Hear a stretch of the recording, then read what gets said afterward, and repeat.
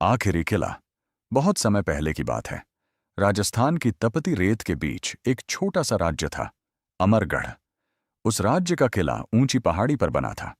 लोग कहते थे कि जब सूरज ढलता तो किले की दीवारें ऐसे चमकतीं जैसे सोना पिघल रहा हो। अमरगढ़ के राजा थे राजा उदय सिंह। वे साहसी, न्यायप्रिय और अपनी प्रजा से प्रेम करने वाले शासक थे। उनकी एक ही संतान थी, राजकुमार वीर प्रताप। राजकुमार वीर प्रताप बचपन से ही तलवारबाजी, घुड़सवारी और धनुर्विद्या में निपुण था। लेकिन उसके गुरु कहते थे, राजा बनने के लिए तलवार से ज्यादा जरूरी है दिल। एक दिन खबर आई कि पड़ोसी राज्य का क्रूर शासक अमरगढ़ पर आक्रमण करने वाला है। उसका नाम था मलिक सरदार खान। वह कई राज्यों को जीत चुका था और उसकी सेना बहुत बड़ी थी। दरबार में चिंता छा गई। मंत्री बोले, महाराज, उनकी सेना हमारी सेना से 3 गुना बड़ी है। राजा उदय सिंह शांत स्वर में बोले, सेना की संख्या नहीं, हौसले की ऊंचाई युद्ध जीतती है। लेकिन रात में राजा अकेले खड़े होकर किले की दीवारों को देख रहे थे। उनके चेहरे पर चिंता की रेखाएं साफ थीं। तभी राजकुमार वीर प्रताप वहां आया। पिताजी, आप चिंतित हैं? राजा मुस्कुराए। हर पिता अपने बेटे के भविष्य के लिए चिंतित होता है। वीर प्रताप ने कहा, अगर युद्ध हुआ तो मैं सबसे आगे रहूंगा।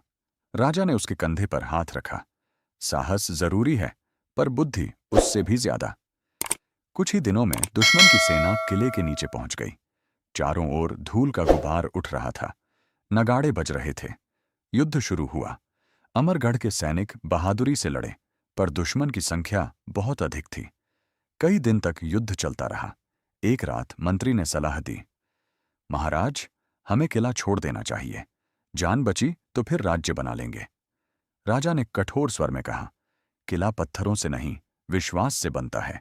अगर हम भागे तो प्रजा का विश्वास टूट जाएगा। लेकिन राजकुमार वीर प्रताप ने अलग विचार रखा। पिताजी, सीधे युद्ध में हम जीत नहीं सकते। हमें रणनीति बदलनी होगी।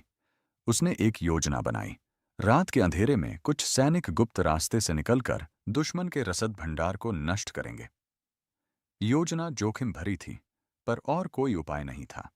आधी रात को वीर प्रताप अपने चुनिंदा साथियों के साथ गुप्त सुरंग से निकला। वे चुपचाप दुश्मन के शिविर तक पहुंचे। अचानक उन्होंने हमला किया और उनके अनाज और हथियारों के भंडार में आग लगा दी। सुबह होते होते दुश्मन की सेना में अफरा तफरी मच गई। भूखे और अस्त व्यस्त सैनिकों का मनोबल टूट गया। राजा उदय सिंह ने उसी समय अंतिम हमला करने का आदेश दिया। युद्ध भयंकर था। तलवारें टकराईं, घोड़े दौड़े, धूल और रक्त मिल गए। वीर प्रताप सीधे मलिक सरदार खान के सामने पहुंचा। दोनों के बीच भयंकर द्वंद्व हुआ। मलिक हंसा, तू एक लड़का है, मुझसे लड़ेगा? वीर प्रताप बोला, मैं अमरगढ़ का बेटा हूं। कुछ ही पलों में वीर प्रताप की तलवार ने दुश्मन के घमंड को चूर कर दिया। मलिक घायल होकर गिर पड़ा। अपनी सेना के सरदार को गिरता देख दुश्मन सैनिक भागने लगे। अमरगढ़ जीत गया, लेकिन जीत की खुशी अधूरी थी। युद्ध में राजा उदय सिंह गंभीर रूप से घायल हो गए थे। किले के भीतर अंतिम सांस लेते हुए राजा ने अपने बेटे का हाथ पकड़ा। आज तुमने साबित कर दिया कि तुम सच्चे राजा हो। याद रखना, राज्य तलवार से नहीं, न्याय से चलता है। इतना कहकर राजा की आंखें हमेशा के लिए बंद हो गईं। पूरा अमरगढ़ शोक में डूब गया। कुछ दिनों बाद वीर प्रताप का राज्याभिषेक हुआ। उसने अपने पिता की सीख याद रखी।